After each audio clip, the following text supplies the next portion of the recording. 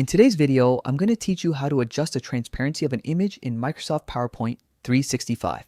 Whether you're looking to create a subtle watermark effect or give your presentation a more polished and professional look, adjusting image transparency is a great skill to master.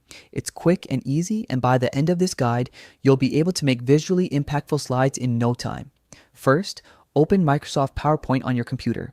Then, open the presentation you want to work with, browse through your slides, and find the image you'd like to modify. Once you've found it, click on the image to select it. When the image is selected, you'll notice a new tab appear at the top of the screen labeled Picture Format. This tab gives you tools to enhance and modify your image. Click on the Picture Format tab to open those options. Next, look for the option labeled Transparency. This tool lets you control how see-through your image appears on the slide.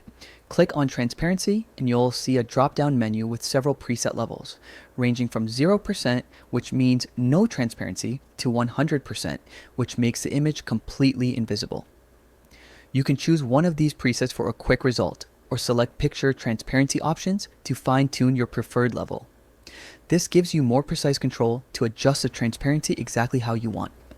Take a moment to experiment with different transparency levels.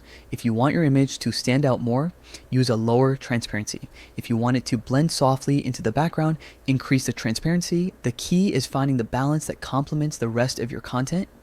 And that's it.